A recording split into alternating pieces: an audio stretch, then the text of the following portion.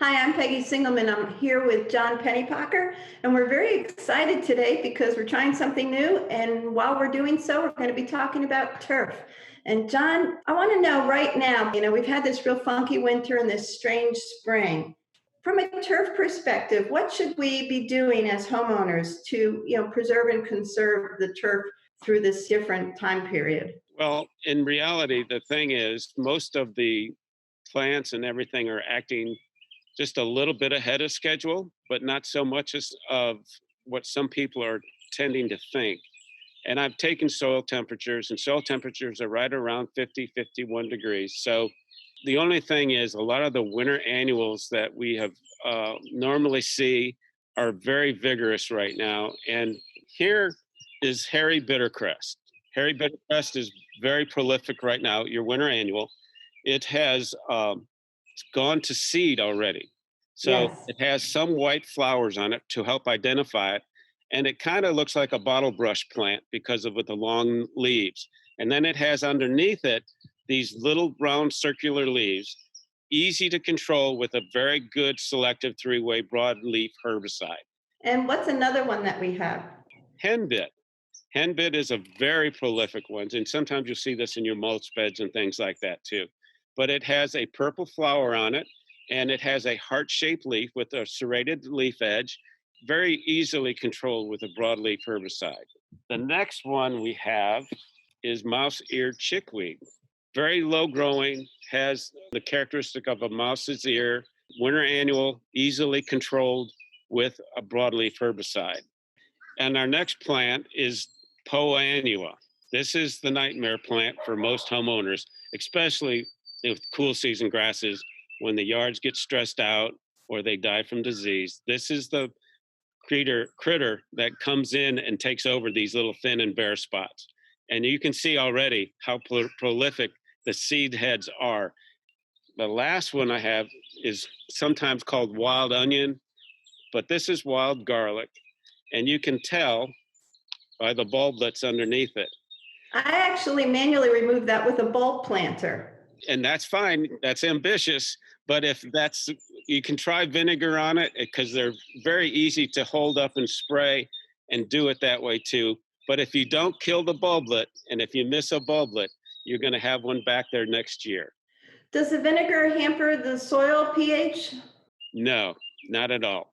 Because you're just squirting them with a little squirt bottle and you're identifying them with that, and you're going to be applying very, very little vinegar.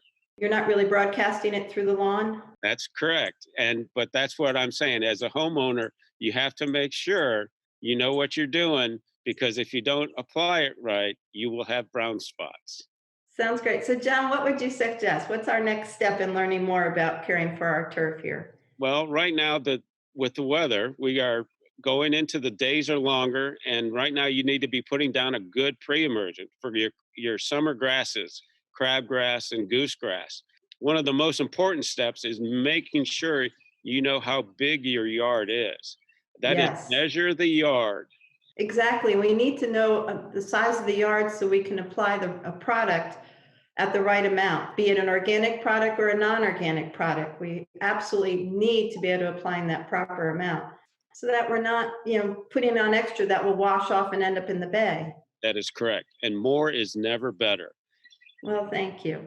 All right, so we've measured our yard and we've chosen our product. How do we apply it? What's our next step then? Well, the next thing you want to do is make sure you have a spreader that is working correctly, and then you're going to apply that with a granular rotary spreader.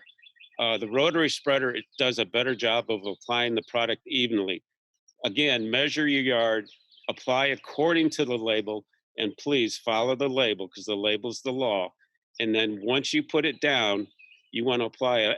You would do an application now, and then you would do another application around June 1st to June 15th, depending on the temperature. That way, you're going to bridge your season-long weed control from now until September when you get ready to seed. So you're saying that in the springtime here, it's not really smart to seed, to wait until the fall? If you have a shady yard, you're lucky. You can put your fescues, your creeping fescues and chewing fescue out, because those crabgrass is not going to germinate in the shade. So if you're trying to do a fescue yard here, unless it's a new construction and you really have to seed it, but then you might be fighting crabgrass once the soil temperatures really start warming up. My other question is some of our viewers are in zone 6. And here in Virginia, in Richmond, we're in zone 7. Is there a change or a difference in managing the lawn from zone 6 to zone 7? Not really. There's a lot of cool season grasses in this area, and 99% of them are all cool season. And we're starting to see a big influx of warm season grasses, zoysias and Bermuda grass, because if you're not going to spend the money on the proper maintenance and cultural practices on cool season grasses, Bermuda grass could be your best friend. And I think that's very important to think about. So even if you're a new homeowner, zoysia grass and Bermuda grass are great alternatives, because once November hits, it goes dormant and you don't have to do any maintenance on it until sometime in mid-May to early June. Why fight it? Just embrace it. That's exactly right. Now, some grasses to help us identify. We have tall fescue. This has been growing in a corner in my yard, and you can tell how nice and thin the leaves are right now in dark green. So this is just a normal little tall fescue clump from 1 or 2 seeds that if you were to mow it down, it'll look just like your yard. Then we have fine leaf fescue. This also is from under an oak tree in my yard.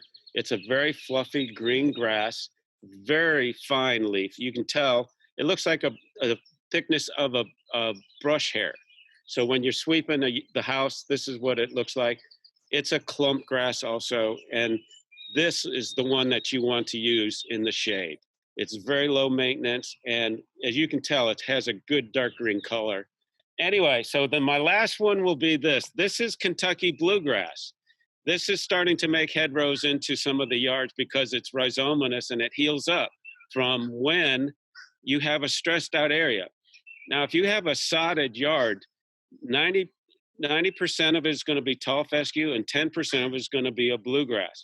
And they use this to knit the sod together when they harvest it. And this is what's going to take over eventually in your yard if the fescue thins out through disease or drought stress. So bluegrass is your friend, and you can really help identify it because that is a boat-shaped tip leaf. And so it's very dark blue, and thus Kentucky bluegrass. And hopefully we can get your yard to become 100% fescue or zoysia or Bermuda grass. But we all know that the grasses need nutrients, and soil tests are great for that. But also what people don't realize is the importance of, I'll say, the pH or the sweet and sourness or the acidicness of their soil. So John, can you please touch on that? Yeah. One of the big misconceptions of soil pH is that you want to do a lot quickly, and it's not. It's more of a marathon than a sprint. So most homeowners need to apply lime in small increments rather than large increments. It really can be detrimental if you do too much at one time. So when you're looking at your pH, and if it comes back 4.7, that means it's very acidic and that it's lacking a lot of the micros and macronutrients. And again, without knowing how big your yard is and how much lime you need, you're really just playing Russian roulette with your yard. So it's very important that you figure out what your soil pH is. And if it's 4.7, you're going to add lime. But what kind of lime? So when you look at the next, on the right-hand side of your form, there's going to be a base saturation component. And it's going to tell you what your CEC is, which is your soil consistency, and the availability of it to give up your nutrients. So when you get a soil test that says 7, that's really good because all your nutrients are available. Time will help leach away some of the excess nutrients, but your base saturation is with your magnesium and calcium is going to tell you what you need to add to get your soil from a 4.7 to a 6.5. And it's so important to have the proper pH so the nutrients we put down don't get chemically locked in that lawn, but are available for uptake. because we all know that if they're just sitting there, they are going to get washed away and end up down in the bay. And we so want our bay to thrive and be healthy again. Very good, Peggy. That is a good point. And like I said, it comes down to measuring your yard and knowing Yes. exactly how much to apply when you need to apply it. Exactly. And those are very good points to end on, John. So thank you. Thank you for being with us, and thank you for bringing this all to light. Thank you. Thanks, John. Take care.